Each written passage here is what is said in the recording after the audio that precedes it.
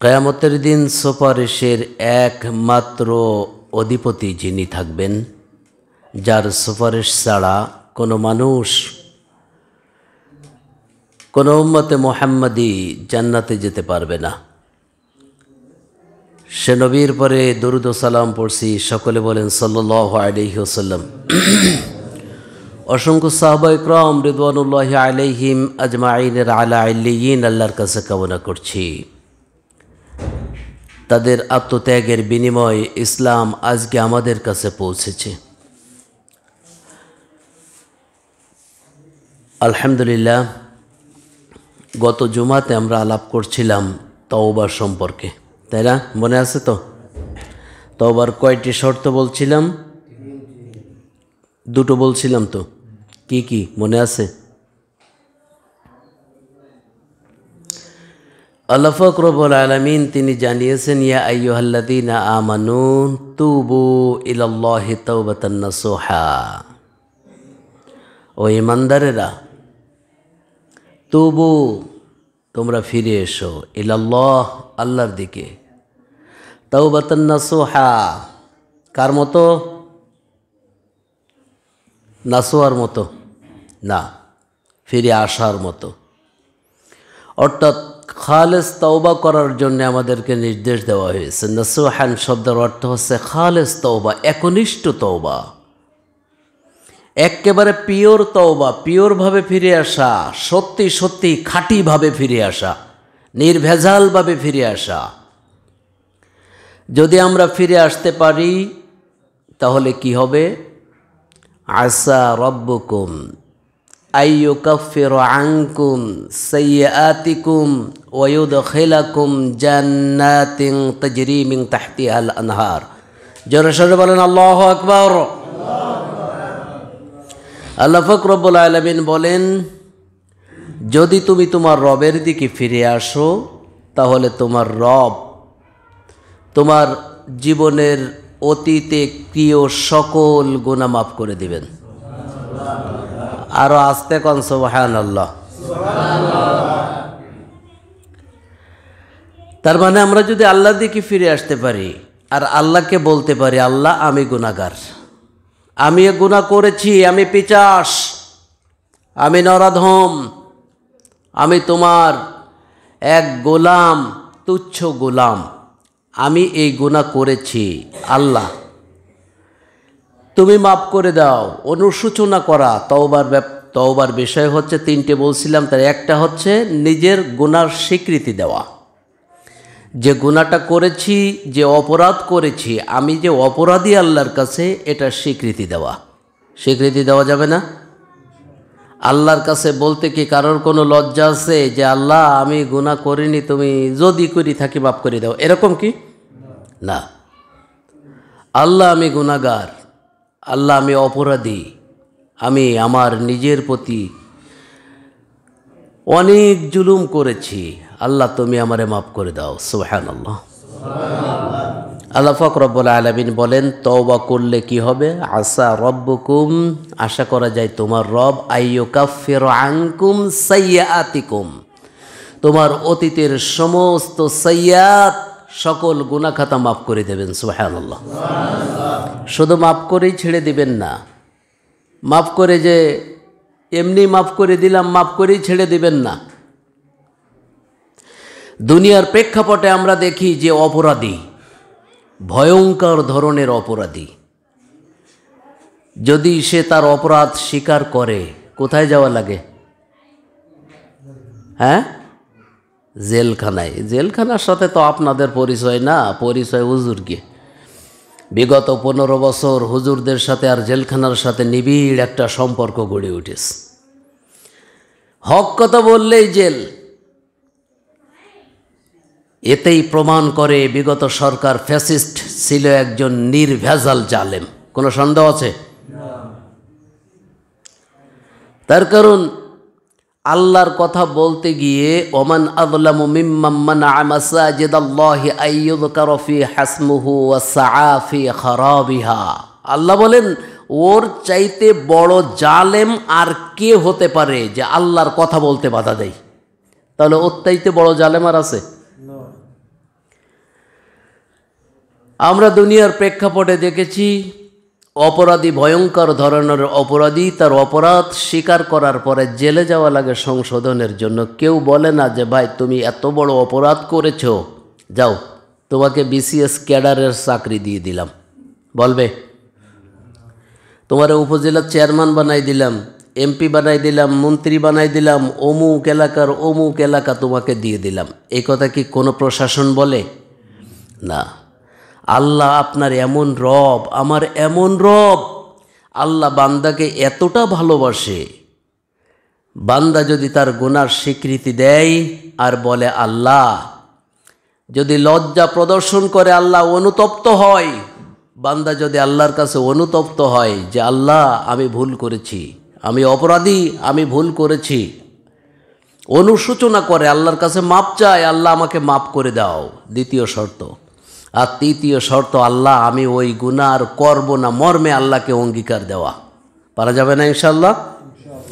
তো আল্লাহ বলেন এই কাজটা যদি কেউ করতে পারে, যদি কেউ তওবা করে, আমি তার অতীতের সকল গুনাহ মাফ করে দেই। শুধু গুনাহ মাফ করি না, ওয়ায়ুদখিলুকুম জান্নাতিন তাজরি মিন তাহতিহাল আনহার, এমন এক জান্নাতে, এমন এক উদ্যানে, এমন এক প্যারাডাইসে তাকে ঢোকাবো যার তলদেশ দিয়ে নহর প্রবাহিত। সুবহানাল্লাহ। আরো আস্তে কোন সুবহানাল্লাহ। আল্লাহ কেমন রব, আল্লাহু আকবার। দুনিয়ার প্রশাসন আপনাকে খোঁজে আপনার নির্দিষ্ট মামলায় চালান করার জন্যে। এক মায়ের পেটে জন্মিয়েছেন, 3 লাখ টাকা নিয়েছিলেন 2019 সালে। আপনি অন্য অন্য দিনার চাপে পালিয়েছেন, অন্য লোকের সাথে আপনার ভাইও খোঁজে দিনা উদ্ধার করার জন্যে, আপনার স্ত্রী খোঁজে তার স্বার্থ উদ্ধারের জন্য, সন্তান খোঁজে পরীক্ষার ফিস নেওয়ার জন্য। কিন্তু একজন খোঁজে, একজন প্রতি রাতে আপনাকে ডেকে ডেকে বলছে, ও বান্দা কে আসো? আলা মিন মুস্তাগফিরিন আস্তাগফিরুল্লাহ। বলেন আল্লাহু আকবার। কে আসো গুনাহগার, আমার কাছে বলো, আমি মাফ করে দেব। সুবহানাল্লাহ। কে আসো রিজিকের অভাবে, আমি রব,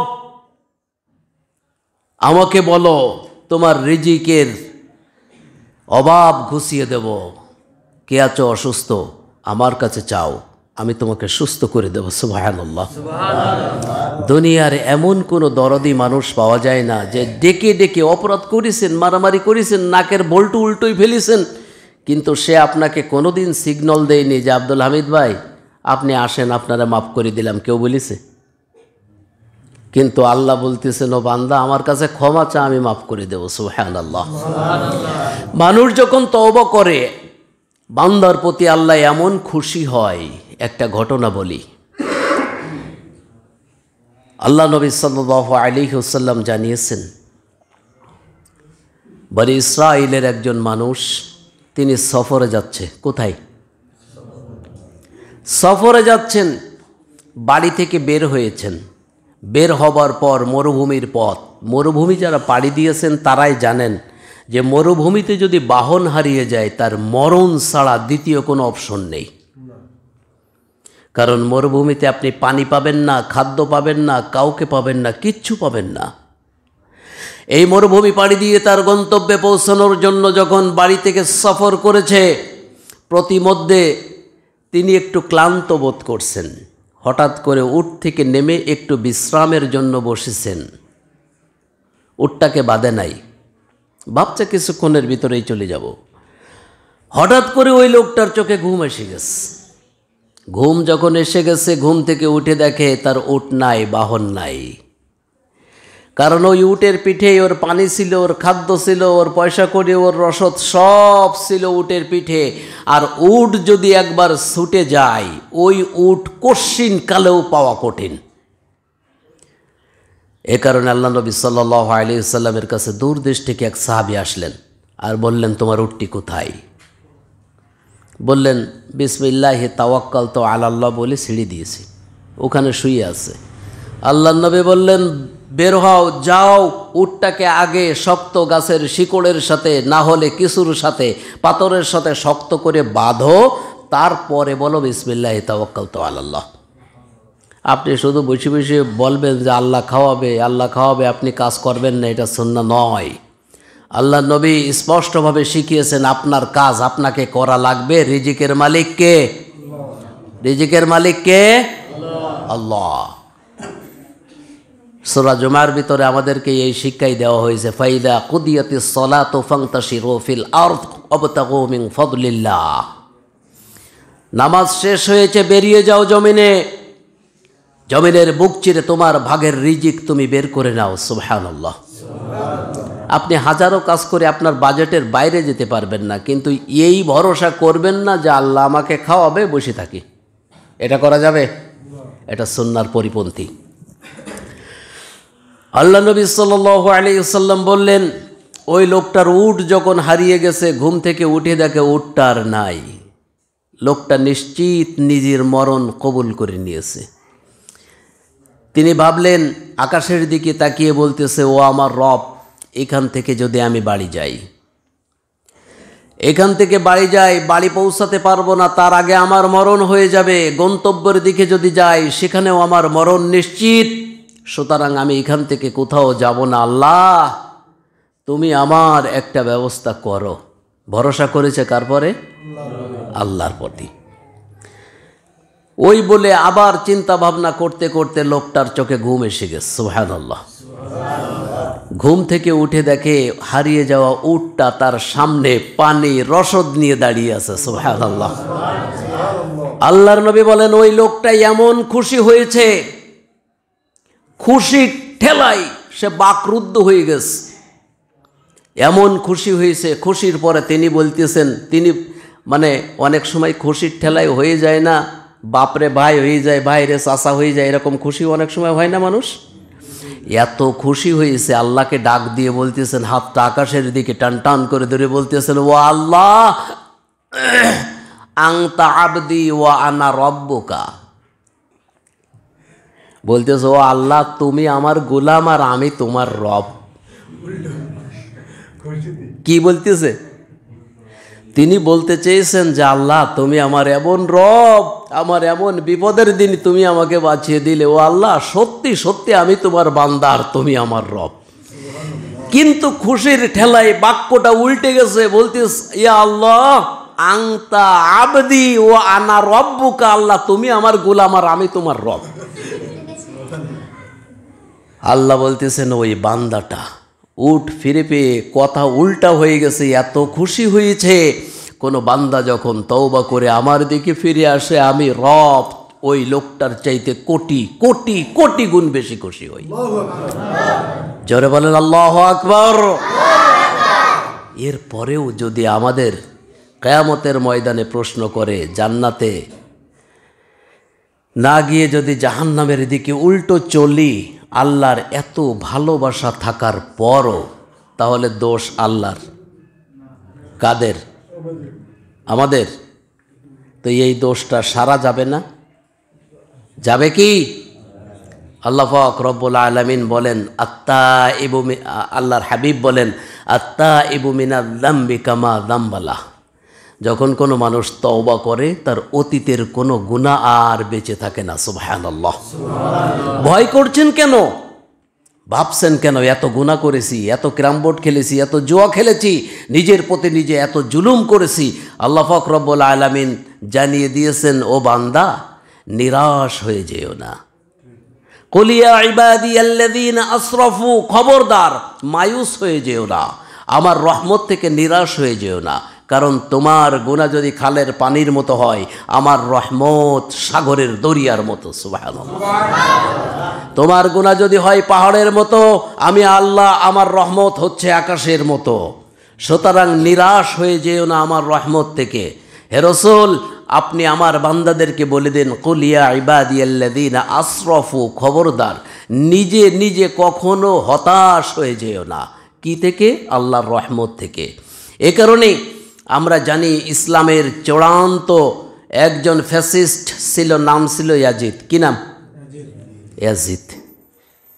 হাজ্জাজ বিন ইউসুফ যখন ইন্তেকাল করেন, অবশ্যই ইতিহাসে 5 জন মহামনীষীর মধ্যে তাকেও ধরা হয়, কারণ হাজ্জাজ বিন ইউসুফ শুধু খারাপ কাজ করেনি, কিছু ভালো কাজও করেছেন। কারণ বিজ্ঞানের রিস্টাডি তিনিই শুরু করছিলেন। রেনেসার বিজ্ঞান যেটাকে বলা হয়, হাজ্জাজ বিন ইউসুফ দ্বারাই আবার শুরু হয়।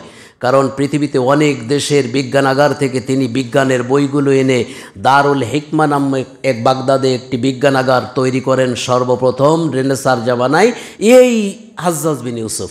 চন্দ্রপৃষ্ঠে 5 জন মহামনীষের নাম লেখা হয়েছে, তার ভিতর হাজ্জাজ বিন ইউসুফ একজন। কোরআনে আজকে যে আলিফ জবর আ, বা জবর বা, এই জের জবর পেশ, এটা যে দেখেন, এটাই হচ্ছে, এটা হাজ্জাজ বিন ইউসুফ প্রথমে সংযোজন করেন। সুবহানাল্লাহ। এই হাজ্জাজ বিন ইউসুফ যখন মারা যায়, তখনও হাজার হাজার আল্লাহর নবীর সাহাবী তার জেলখানায় আটকানো ছিল। এতটা স্বৈরাচার ছিল, এতটা জালিম ছিল।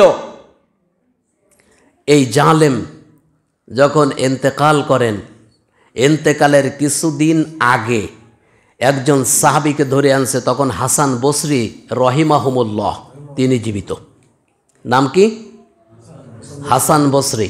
তিনিও পালাতক। ওই সাথে আর একজন ইসলামিক স্কলার, নামটা আমার মনে আসছে না, অনেক বড় মাপের স্কলার, তিনিও পালাতক। হক কথা বলার কায়দা নেই, রাষ্ট্রদ্রোহ মামলা। সব সাহাবীদেরকে ঢুকিয়ে রাখছে। হাজার হাজার সাহাবী তখন বেঁচে ছিল, তাদেরকেও জেলখানায় ঢুকিয়ে রাখছে হাজ্জাজ বিন ইউসুফ। মতের বিরুদ্ধে গেলেই রাষ্ট্রদ্রোহ মামলা এনে কিসাস, গলা কেটে ফেলত। সর্বশেষ এই আলেম, এই ইসলামিক স্কলার যখন ধরা পড়ল, ধরার পরে ওনাকে নিয়ে আসা হলো রাজদরবারের সামনে। বলা হলো, তুমি তোমার অপরাধকে স্বীকার করো আর আমার কাছে মুরিদ হও। আমার কাছে কি হও? আমার নিয়ম মেনে নাও, ছেড়ে দেব। উনি বললেন, আমার জীবনের চাইতে হক কথা বলাটাই আমার জন্য বেশি প্রিয়। সুবহানাল্লাহ। উনি কিসাস দিলেন, যে এর গলা কেটে হত্যা করো। উনি বললেন, আমার কিসাস কায়েম করার আগে আমার কিছু কথা আছে। উনি বললেন, বলো। বলল, 2 রাকাত নামাজ পড়তে চাই। 2 রাকাত নামাজের জন্য যখন তিনি নিয়ত করলেন, নামাজে দাঁড়িয়ে গেলেন, সিজদায় যখন গিয়েছে, এক জালিম, তার এক কর্মচারী সেনাবাহিনীর, তিনি জায়নামাজটা ধরে পা দিয়ে পাছায় লাথি মেরে উল্টো দিকে মাথা করে দিয়েছে। কোন নাউযুবিল্লাহ। তিনি বললেন, যেদিকেই মুখ করি না কেন সেদিকে আছেন আমার রব। সুবহানাল্লাহ। আমার মুখটা তোমরা ঘাড় ধরে যেদিকেই দিয়ে দাও, প্রকৃত অর্থে আমি আমার আল্লাহকে সিজদা করছি, সুতরাং মাথাটা মিন করে না। আল্লাহ পাক রব্বুল আলামিন কোরআনে বলেছেন, লাইসাল বিররা আন তুওয়াল্লু উজুহাকুম কিবালাল মাশরিকি ওয়াল মাগরিব। তোমরা কি মনে করো নাকি পূর্ব পশ্চিমে মাথা ফেরানোটাই বড় বীরের কাজ? না। ওয়ালাকিন্নাল বিররা মান আমানা বিল্লাহ। ইসলামের অনেক কাজ আছে যেগুলো না করলে আপনি মুসলমানই থাকতে পারেন না। আছে না? তিনি বলতেছেন, পূর্ব দিকেও আল্লাহ, পশ্চিমেও আল্লাহ, উত্তরেও আল্লাহ, দক্ষিণেও আল্লাহ। আমার জোর করে আমার মাথাটা যেদিকে ঘোরাও না কেন, আমার আল্লাহর দিক থেকে তোমরা মুখ কখনোই ফিরাতে পারবে না। সুবহানাল্লাহ। এই হাজ্জাজ বিন ইউসুফ সর্বশেষ নির্দেশ করলেন, তার ঘাড়ের পরে পা দিয়ে তরবারি চালিয়ে দেওয়া হলো তার গর্দানে। মাথাটা দ্বিখণ্ডিত হয়ে গেল, রক্তে ভেসে গেল, রক্তের স্রোত যাচ্ছে। হাজ্জাজ বিন ইউসুফ বলল, এত মানুষ মারলাম, হাজার হাজার লক্ষ লক্ষ মুসলমান মারলাম, এত রক্ত তো বের হতে দেখি নাই। ডাক্তার ডাক। কি ডাকবে? ডাক্তার। বাংলাদেশ জামাত ইসলামী তথা আলেমদেরকে যখন ফাঁসি দেওয়া হয়, তাও নিয়ে গবেষণা করি, যে স্টাডি করেছে ফ্যাসিস্ট শেখ হাসিনা, যে এরা যখন ফাঁসির মঞ্চে যায় কাঁদে না কেন, এত জোরে হাঁটে কেন, কি এদের ভিতরে কি আছে দেখা দরকার। এ নিয়েও তিনি স্টাডি করেন। এত রক্ত পড়ে কেন? হাজ্জাজ বিন ইউসুফ ডাক্তার ডাকলেন, বিশেষজ্ঞকে ডেকে বলল, এত রক্ত প্রবাহিত হলো কেন, দেখ, রিপোর্ট দে। ডাক্তার গবেষণা করে বললেন, মরার সময় এতটাই খুশি ছিল যে দেহে কোনো রক্তই নেই। সুবহানাল্লাহ। মরার সময় যে যত খুশি থাকে তার শরীর থেকে তত বেশি রক্ত প্রবাহিত হয়। তার মানে ভয়ে রক্ত যে ক্লট বাঁধবে, ব্লাড যে ক্লডিং হয়ে যাবে, এই সিস্টেমটা শরীরে কাজ করে নেই। এই এমনিও শরীরের মধ্যে মোট কাজই করে নাই, ওই একবারে ফ্রি, মরার জন্যে উদ্গ্রীব হয়ে আছে। সুবহানাল্লাহ। উনি মরার আগে একটা দোয়া করলেন, আল্লাহ আমি তোমার রাস্তায় চলে যাব, শহীদ হব, এতে আমার বিন্দু মাত্র কোনো আফসোস নেই। তবে একটা দোয়া মাবুদ তোমার কাছে করি, আমার পরে এই জালিম যেন আর কোনো মুসলমান মায়ের বুক খালি না করতে পারে। সুবহানাল্লাহ। কারণ জালিমের কাছে মাজলুমের দোয়ার কবুলিয়াত আছে না নেই? আল্লাহ পাক রব্বুল আলামিন বলেন, খবরদার মানুষের পরে জুলুম করো না। জালিমের জুলুমের শিকার যে ব্যক্তি হয়, ওই ব্যক্তির বদদোয়াকে ভয় করো। কারণ ইত্তাকু দাওয়াতুল মাজলুম ফাইন্নাহা বাইনা ওয়া বাইনাল্লাহি হিজাব। জোরে বলেন আল্লাহু আকবার। জালিমের দোয়া আর আমি আল্লাহ, মাঝখানে পর্দা থাকে না। এই হাজ্জাজ বিন ইউসুফ যখন ইন্তেকাল করতেছেন, তখন হাসান বসরি তো পালাতক, কিছু আলেম ডাকলেন আর বললেন যে আমি তওবা করতে চাই, আমার মাপ হবে কিনা। উপস্থিত আলেমরা ডাইরেক্ট ফতোয়া দিয়ে দিলেন, তোর কোনো মাপ নেই। হাজ্জাজ বিন ইউসুফ পাহাড়ের পরে উঠে গেলেন। পাহাড়ের পরে উঠে হাত দুটো টান টান করে আল্লাহর দিকে দিয়ে বলতেছেন, আল্লাহ দুনিয়ায় তোমার আলেমরা এবং তোমাকে নিয়ে যারা গবেষণা করে তোমার বান্দারা, তাদের যে ধারণা আমার ধারণা তার চাইতে অনেক ঊর্ধ্বে। এরা বলতেছে তুমি নাকি আমার গুনাহ মাফ করবা না। তোমার ব্যাপারে আমার কনসেপশন হচ্ছে, আল্লাহ আমার গুনাহ তোমার কাছে কিছুই না। সুবহানাল্লাহ। এই কথা বলতে বলতে হাজ্জাজ বিন ইউসুফ দুনিয়া ত্যাগ করলেন। হাসান বসরিকে জানানো হলো এই ঘটনা। পাহাড়ের উপরে এই আত্মনাদ করতে করতে হাজ্জাজ বিন ইউসুফ দুনিয়া ত্যাগ করেছে। হাসান বসরি বললেন, আল্লাহ চাইলে তার তওবা কবুলও হয়ে যেতে পারে। সুবহানাল্লাহ। কত অপরাধ করেছেন আপনি, কত অপরাধ করেছেন। আল্লাহ বলতেছেন, না বান্দা, এত অপরাধ তুমি করতে পারো না যত বড় আমার রহমত। সুবহানাল্লাহ। আমরা আজ থেকে অন্তত ফরজ নামাজ ছেড়ে দেব না, এই অঙ্গীকার আমরা করতে পারি না? অনেক সম্মানিত হাফেজের বাবা হয়েছেন, নামাজের সময় ঠন ঠন করা যাবে? দুনিয়ায় যদিও আপনাকে হাফেজের বাবা, কারির বাবা, মুফতির বাবা বলে মানুষ সম্বোধন করে, মরে দেখেন না কিয়ামতের দিন আগে কিসের হিসাব হবে? এই হাদিস তো অন্তত আরবিটা না জানলেও বাংলাটা সবাই জানে। সর্বপ্রথম কিসের হিসাব? তা নামাজের সময় আজান দিলে যে আপনি বোট খেলেন আর তাসে বিট দেন। আউয়ালু মা ইউহাসাবু বিহিল আবদু ইয়াউমাল কিয়ামাতিস সালাহ। সর্বপ্রথম নামাজের হিসাবে আপনাকে দেওয়া লাগবে। আমরা এই মুহূর্তে তওবা করি, আল্লাহ আমাদের তওবা কবুল করো। আপনারা সবাই বলেন আল্লাহ। এই মুহূর্ত থেকে আর কোনোদিন, যতদিন হায়াতে বেঁচে থাকে, আর কোনোদিন ফরজ নামাজ ছেড়ে দেব না, ফরজ ইবাদত ছেড়ে দেব না। আল্লাহ তুমি কবুল করো, পেছনের সকল গুনাহ মাফ করে দাও। আমি গুনাহগার, আর গুনাহ করব না। আল্লাহ যেন কবুল করে। সকলে বলে আল্লাহুম্মা আমিন। সুবহানাকাল্লাহুম্মা বিহামদিকা আশহাদু আল্লা ইলাহা ইল্লা আনতা আস্তাগফিরুকা ওয়া আতুবু ইলাইক।